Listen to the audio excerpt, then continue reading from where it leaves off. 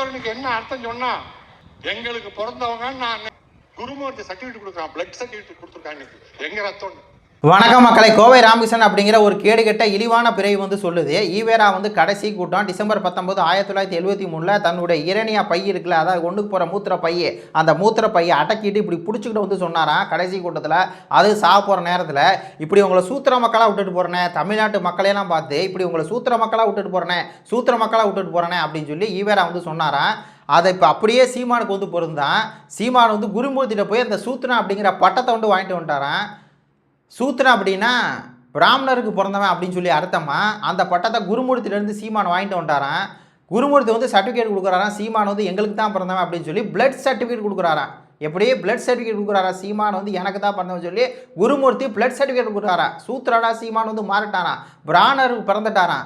அப்போ சீமான் வந்து குருமூர்த்திக்கே பிறந்துட்டார் அப்படின்னு சொல்லி இந்த கோவை ராமகிருஷ்ணன் அப்படிங்கிற ஒரு கேடுகெட்ட கேவலமான அயோக்கிய நாய், கேவலமானவன், அவங்க அம்மாவை அப்படி தான் நினைப்பானா. நான் திருப்பி பதில் கேட்குறேன். இவன் தந்தை பெரியார் திராவிட கழகம் தானே வச்சுருக்கான். இப்போ இவன் தந்தைன்னு சொல்கிறானே, ஈவேராவை தந்தைன்னு சொல்கிறானே. அப்போ ஈவேரா தந்தை இவனுக்கு எப்படி தந்தை அப்படின்னு சொல்லி கேட்டால் எப்படி இருக்கு? எவ்வளோ கேவலமான ஒரு வார்த்தை பாருங்கள். ஏண்டா இவங்கள மாதிரி ஒரு தற்குறி, இவங்கள மாதிரி ஒரு கேடு கட்டவே கிடையாது. எப்போ பார்த்தாலும் பெண்கள் பின்னாடி போயிட்டு பெண்களை வச்சே ஒரு ஆணை வந்து விமர்சனம் பண்ணுறது. ஒரு சீமான் பேசுறாருன்னா சீமானை வந்து விமர்சனம் பண்ண துப்புக்கட்ட நாய்கள் சீமானோட அம்மா வச்சு குருமூர்த்திக்கு பிறந்தவன் அப்படின்னு சொல்லி இந்த நாய் சொல்கிறான்னா இவெல்லாம் எப்படிப்பட்ட ஒரு கேவலமான நாயின்னு பாருங்கள். அதுக்கான சீமான் அவர்கள் அவன் எப்படி பேசினாரோ இந்த கோவை ராமகிருஷ்ணன் அதுக்கே பதில் கொடுத்தாரு. ராமகிருஷ்ணன் பேசுறான், குருமூர்த்திக்கு பிறந்தவங்கிறான். ஏண்டா நீ யாருக்குடா பிறந்த? நீ யாருக்கு பிறந்த? நீ ராஜாஜிக்கு பிறந்தேடா? நீ யாருக்குடா பிறந்த? நீ ராஜாஜிக்கு பிறந்தவன்டா. ராஜாஜிக்கு தான்டா நீ பிறந்த. நீ யாருக்குடா பிறந்த? நீ ராஜாஜி தான்டா பிறந்த.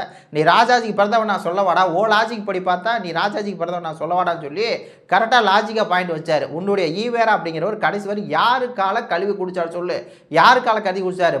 பிராமணனானா பார்ப்பனானா ராஜாஜி காலம் தானே கழுவி குடிச்சாரு. மணியம்மையை கல்யாணம் பண்ணுறான்னு சொல்லி யார்கிட்ட போய் அவர் கேட்டார்? யார்கிட்ட கேட்டார்? அண்ணாத்தோட கேட்டாரா இல்லை கருணாநிதி அவர்கிட்ட கேட்டார்? யார்கிட்ட கேட்டார்? ராஜாஜி தானே கேட்டார். இந்த மாதிரி என்னுடைய சொத்தெல்லாம் காப்பாற்றணும், உடனே நான் வந்து என்ன பண்ணுறது, கல்யாணம் பண்ணிக்கிறேன் அப்படின்னு சொல்லி யார்கிட்ட போய் கேட்டார்? காலில் போய் விழுந்தார். ராஜாஜி காலில் போய் தானே விழுந்தார். அப்போ நீ சொல்கிறீல சீமான் வந்து குருமூர்த்தி காலில் போய் விழுந்துட்டாருன்னு. அப்போ அவர் யார் காலில் போய் விழுந்தார்? காலை கழுவி குடித்தார். அதே மாதிரி திராவிட நாடு வந்து இவர் ஈவேரா கேட்கும்போது என்ன சொல்லியிருக்காருன்னா, நான் ஆச்சாரியர் துணை கொண்டு பிராமணர் துணை கொண்டு திராவிட நாடு அடைவேன் அப்படின்னு சொன்னால் அப்போ அதுக்கு பேர் என்னடா? கடைசி வரையும் அந்த ராஜாஜியோட நட்பாக தானே இருந்தார், நட்புறவாக தானே இருந்தார். ஒன்று அப்படி பிரிக்க முடியாத அளவுக்கு இருந்தார். நீங்கள் அந்த ஈவேராவுடைய படத்தை பார்த்தாலே தெரியும். ராஜாஜியோடையே அப்படியே ட்ராவல் பண்ண. என்னையா பிராமண எதிர்ப்பு, சும்மா வேஷம் போட்டுக்கிட்டு இருந்த கும்பல் பிராமண எதிர்க்கவே இல்லை. பிராமண எதிர்ப்புன்னு சொல்லி ஒரு போலி வேஷம் போட்டு திராவிடம் பிராமணம் பார்ப்பனம் அப்படின்னு சொல்லி ஒரு வேஷம் போட்டு அலைஞ்ச ஒரு வேஷதாரி தான் அந்த ஈவேரா. அப்போது அந்த ஈவேரா வந்து ராஜாஜியோடே இருந்தார். ராஜாஜி காலக்கல்வியே குடித்தார். பிராமணர்களுக்கு வந்து அடிமை சேகை செஞ்சார். பிராமணர்களுடைய ராஜாஜிக்கு வந்து அடிமை சேகை செஞ்சார். ஒரு அடியால் போல் ராஜாஜிக்கு இருந்தார். அப்போ நீ வந்து ராஜாஜிக்கு பிறந்தவன் நான் கேள்வி கேட்கவா அப்படின்னு சொல்லி அண்ணன் சீமான் சரியான ஒரு பிள்ளை வந்து கொடுத்தாரு. இவனுக்கு அப்படி தாங்க பேசணும். எப்போ பார்த்தாலும் சரி பெண்கள் கொடுத்தே தான் பேசு. சீமானை விமர்சிக்கிறனா சீமான் கருத்து தான் விமர்சி. சீமான் வந்து ஈவேரா பேசின கருத்து தான் விமர்சனம் வைக்கிறாரு. இப்போ தமிழா காட்டு மிராட்டு பள்ளி சொன்னார், முட்டாள்களின் பாசை சொன்னாருன்னா அந்த இதுக்கு விமர்சனம் வைக்கணும். அதை விட்டுட்டு பதிலுக்கு சீமான மனைவி கொடுத்து அம்மா கொடுத்து கொச்சையை ஆபாசமாக பேசுறது, இதெல்லாம் நீ எல்லாம் ஒரு மனுஷனா? இப்படி தான் நீ பேசுவியா? அதில் அந்த மேடையில் கோவை ராமகிருஷ்ணனுக்கு எவ்வளோ திமுரு பேச்சு பாருங்கள். அப்படியே சீமான் வந்து துடிக்கிறானா. ஏன் துடிக்கிறாருன்னா, இந்த வீரமணி அப்படிங்கிற அந்த யூடியூப் புட்டஸுங்கிற கேடு கட்டவன் சீமான் டிரைவரை குறித்து அப்படி பேசிட்டாரு. அப்படி டிரைவருக்கும் சீமான் மனைவிக்கும் லிங்க் இருக்குன்னு சொல்லி இந்த யூடியூப் புட்டஸ் பேசிட்டா அப்படிங்கிறத, இதெல்லாம் ஒரு மனுஷனா? இதே மாதிரி நம்ம பதிலுக்கு இந்த கோவை ராமகிருஷ்ணனுக்கும் எனக்கு லிங்க் இருக்குது அப்படி சொன்னால் இப்படி இருக்கும். அதே மாதிரி இந்த யூடியூப் புட்டஸ்க்கு எனக்கு லிங்க் இருக்குன்னு சொன்னால் இப்படி இருக்கும். அதெல்லாம் எப்படி இருக்குது? எப்படிப்பட்ட ஒரு வார்த்தைன்னு பாருங்கள். ஏன்டா இப்படி எப்போ பார்த்தாலும் இப்படி தான் நினைப்பீங்களாடா? உன் பொண்டாட்டி, உன் மனைவி, உன் அக்கா யார்கிட்ட பேசின இப்படி தான் நினைப்பியாடா? நீங்கள் லூலு கும்பலை வச்சு நீங்கள் அப்படி தான் வாழ்கிறீங்க, அது தெரியுதுடா. அடுத்தவங்களும் அப்படி தான் இருப்பான்னு நினைக்கிறீங்களாடா? அதை இருந்தாலும் மேடையில் சொல்லி சீமான் துடிக்கிறாரு.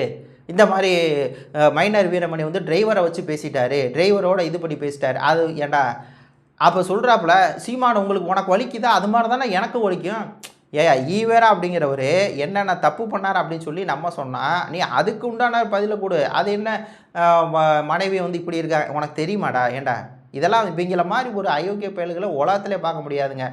அது மாதிரி இந்த அதர்வம் மனோஜ் அப்படிங்கிற கேவலமானவன், அதர்வம் மனோஜ் இந்த கூட்டத்தில் பின்னாடி நிற்கிறான். இந்த கோவை ராமகிருஷ்ணன் அப்படிங்கிற நபர் தான் வந்து அந்த அந்த ஆள் தான் தந்தை பெரியார் கட்சியில், இவன் வந்து ஒரு மாணவர் அணியில் ஒரு பொழுப்புல இருக்கான், இந்த அதரம் மனோஜ் அப்படிங்கிறவன். அப்போ இந்த இந்த கோவை ராமகிருஷ்ணன் அப்படிங்கிறப்ப தான் அவனையும் பேச வைக்கிறான். யார்? இந்த அதரம் மனோஜையும். என்னன்னா அவங்க பூரா நாயுடுங்க, சரிங்களா? இப்போ சீமானவங்க ஏன் இப்படி எதிர்க்கிறதுக்கு காரணம், ஈவேராவை ஏன் இவங்க இவ்வளோ தூரம் அப்படியே ஈவேரா இப்போ மற்றவங்களாம் திட்டுவாங்க, ஆனால் ஈவேரா ஏன் கொண்டாடுறாங்கன்னா நாயுடு பாசம், சாதி பாசம், வேறு ஒன்றுமே கிடையாதுங்க, வேறு ஒன்றுமே கிடையாது. நாயுடு ஜிடி நாயுடுன்னு வச்சா சீமான் எதிர்க்கிறாருன்னொன்னே இவனுங்களுக்கு வலிக்குது, வேறு ஒன்றும் இல்லை. ஜிடி நாயுடு அப்படியே கோயம்புத்தூரில் 10 கிலோமீட்டர் கிட்ட பாலம் கட்டுறாங்க. அதில் அண்ணன் சீமான் சொல்கிறாரு, தீரன் சின்னமலை கவுண்டர் பேரை வைங்க, அவரை உடையாயா சுதந்திரத்து போராட்டத்துக்கு யார் இது பண்ணியிருக்கா, யார் இது பண்ணியிருக்கா, உயிரை கொடுத்தது யார்? தீரன் சின்னமலை தான். அப்போ அவர் பேரை வை, வஉசி நம்ம தாத்தா வஉசி சிதம்பரம் பிள்ளை அவர் பேரை வை. அவங்க 2 பேர்த்த கூட என்னையா செஞ்சு கிழிச்சிட்டாரு இந்த ஜிடி நாயுடு அப்படின்னு சொல்லி கேட்டால், அது மட்டும் இல்லாமல் என்ன நாயுடு, ஏடா வஉசி அப்படின்னு தான் போடணும், பிள்ளைன்னு போட மாட்டீங்க, தூக்குவீங்க, அஃபீஷியலாக தூக்குவாங்க. அவர் பேரே வஉசி சிதம்பரம் பிள்ளை தான், பிள்ளையை தூக்கிடுவாங்க அஃபீஷியலாக. அதே மாதிரி முத்துராமன் தேவர் தான், தேவரை தூக்கிடுவாங்க அஃபீஷியலாக. ஏன்னா நாங்கள் சாதி ஒழிக்கிறோம். ஆனால் இந்த ஜிடி மட்டும் சாதி ஒழிக்கவே மாட்டாங்க. ஜிடி நாயுடு சாதி மட்டும் ஒழிக்க மாட்டாங்க. அது நாயுடு சாதி இல்லையா, என்ன சாதி இல்லையா, ஜிடின்னு போடு, இல்லைனா கோபாலசாமி ஏதோ ஒரு சாமின்னு வருது அந்த மாதிரி போடு. அப்போ இவனுங்களுக்கு என்ன அப்படின்னா, அண்ணன் சீமான் அவர்கள் அந்த இவனுங்க ஆதிக்கத்தை நல்லா கேட்டுங்க. சீமானை ஏன் இவங்க இவ்வளவு தூரம் ஆக்ரோஷம் எதுக்குறாங்க, அப்படியே இவங்க ஏன் அப்படி கொலவெறி தாக்குதல் விடுறாங்க, பர்சனல் அட்டாக்லாம் பண்ணுறாங்கன்னா அது காரணம் இதாங்க. சீமான் ஈவேரா பேசிட்டார் அப்படிங்கிறது ஒன்று. 2வது இவனுடைய ஆதிக்கம் இருக்குல்ல, இவனுடைய ஆதிக்கம் தமிழ்நாட்டில் எவ்வளவு தூரம் இருக்குது, எல்லா இடத்துலையும் இவங்க எப்படி வந்து இவங்கள மட்டும் முன்னிறுத்திக்கிறாங்க. இப்போ பாருங்கள், நாராயணசாமி நாயுடு அவர் பேரில் விவசாயிகளுக்கு விருது. ஏன் நாராயணசாமி நாயுடு, அங்கே மட்டும் என்ன நாயுடு, தமிழில் ஊர் சாதி பேரில் வந்து ஊர் பேர் இருக்கக்கூடாது, தெருவுக்கு பேர் இருக்கக்கூடாது, மாவட்டத்துக்கு எதுக்குமே பேர் இருக்காது, அது கூட பஸ்ஸில் எங்கேயுமே வந்து சாதி பேர் இருக்கக்கூடாது, தமிழ் சாதி பேர் மட்டும் இருக்கக்கூடாது. அது என்ன நாயுடு சாதி வந்துடுது, நாயுடுன்னா அது என்ன சாதி இல்லையா, அது என்ன படிச்சுவான பட்டமா? ஏண்டா சாதி ஒழிப்புன்னு பேசிட்டு அதிகாரத்தில் போய் உட்காந்துக்கிட்டு அந்த சாதியை ஒழிக்கிறாங்க, தமிழ் சாதியை. ஆனால் வந்து பாருங்கள், நாயுடு சாதியை மட்டும் வச்சுக்கிறாங்க. நாயுடு அப்படியே ஜிடி நாயுடு, அந்த ஜிடி நாயுடு அந்த சீமான் பேசிட்டாருனோன்னா இந்த சீமான் எப்படி நாயுடு வந்து இது பண்ண முடியும், அப்படியா ஜிடி நாயுடு என்ன பண்ணியிருக்காரு தெரியுமா, இன்றைக்கி தினத்தந்தி இருக்கு, அந்த நாம் தமிழர் கட்சி நிறுவனர் அந்த சீபாத்தினாருக்கு அந்த இடத்த வாங்கி கொடுத்தது ஜிடி நாயுடு தான். சரிப்பா, இடத்த வாங்கி கொடுத்தா யார் இல்லைன்னு சொல்ல, அதுக்கு என்ன நாயுடு சாதி ஒழிப்பு தானே உன்னுடைய தத்துவம், நாயுடு தூக்கு ஜிடி வாங்கி கொடுத்தா ஜிடி. நாங்கள் சொல்கிறோம் ஜிடின்னு ஒன்றும் தப்பாக தரல, நீ அது மாதிரி ஜிடின்னு சொல்லு. அது என்ன சாதி வந்துடுது, தேவர் அப்படின்னா உனக்கு சாதி, அது அழுக்கு, அது அசிங்கங்கிற.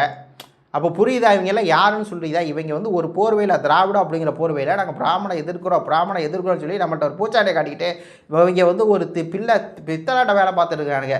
ஏதாவது பிராமணர் ஆதிக்கத்தை ஒழிச்சிட்டு அந்த இடத்துல தமிழர்கள் தானே வரணும், நம்ம வரல, நம்மளை வர உடலை அவனுங்க. சும்மா பிராமண எதிர்ப்பு, திராவிடம் அங்கே இருக்குது பாரு, பாஜக உள்ளே வந்துடும் சொல்லி இந்த முஸ்லீம் கிறிஸ்டின் ஓட்டை வாங்கிட்டு அப்புறம் இந்த நம்மளுக்கு ஏமாந்து போன தமிழை இருப்பான்ல, ஆரம்பத்திலிருந்தே நம்ம பிராமணர் தான் மட்டும்தான் எடுக்கணும், பிராமணர் மட்டும்தான் எடுக்கணும், திராவிடம் நம்மளுக்கானதுன்னு சொல்லி ஏமாந்து போனார்ல, அந்த தமிழை ஓட்டெல்லாம் வாங்கிட்டு ஆட்சி அதிகாரத்துக்கு வந்துட்டு இன்றைக்கி இவங்க உட்காந்து ஆட்சி அதிகாரம் நம்ம திருப்பி ரோட்டில் இருந்து நம்ம போராட்டம் இருக்கோம். அப்போ நம்மளுக்காக ஒரு தலைமை பேசுகிறா அப்படின்னா அவரை வந்து இழிவுபடுத்தி, அவரை வந்து கேவலப்படுத்தி, அவருடைய மனைவி குறித்து கேவலப்படுத்தி, அவங்க அம்மாவை குறித்து கேவலப்படுத்தி, இதுதான் இவங்க பண்ணுவாங்க. இன்னும் இவங்க பண்ணிக்கிட்டே தாங்க இருப்பாங்க. நம்மளால் ஒன்றுமே பண்ண முடியாது. ஆட்சி அதிகாரத்துக்கு வந்தால் தான் அதெல்லாம் சரி பண்ண முடியும். அது வரை இவனுங்க வந்து பேசிக்கிட்டே இருப்பானுங்க. அப்போ நான் சீமான் அவர்கள் இந்த அளவுக்கு இன்றைக்கி பேசினார் பார்த்தீங்களா, செம்மையாக போல்டா, செம்மையாக வந்து ரிப்ளை கொடுத்தாரு பார்த்தீங்களா. நான் என்னே சொல்கிறேன்டா, நீ யாருக்குடா பிறந்த, நீ யாரா பிறந்த, அப்போ நான் சொல்லவா, நீ யாருக்கு பிறந்த நான் சொல்லவான்னு சொல்லி சரியான ஒரு ரிப்ளை வந்து கொடுத்தாரு. உண்மையாலுமே அந்த ரிப்ளை வந்து அண்ணன் சீமான் ரொம்ப நாளுக்கு அப்புறம் ஃபயர் மோடு அவர் மனைவியை கொடுத்தோ அவங்க அம்மாவை கொடுத்தோ வந்து இதுக்கு மேலே இவங்க பேசுனாங்க அப்படின்னா அவர் இன்னும் எச்சா பேசுவார். அப்போ இவங்களுக்கு தான் அசிங்கம். இன்னும் அவரை இந்த மாதிரி வார்த்தையெல்லாம் சொல்லி அவரெல்லாம் வீழ்த்த முடியாது. இன்னும் அதிகமாக தான் பேசுவார். இன்னும் அதிகமாக உங்களுடைய முகத்திலே தான் கிழிப்பார். பார்த்துருந்துங்க. நன்றி, வணக்கம்.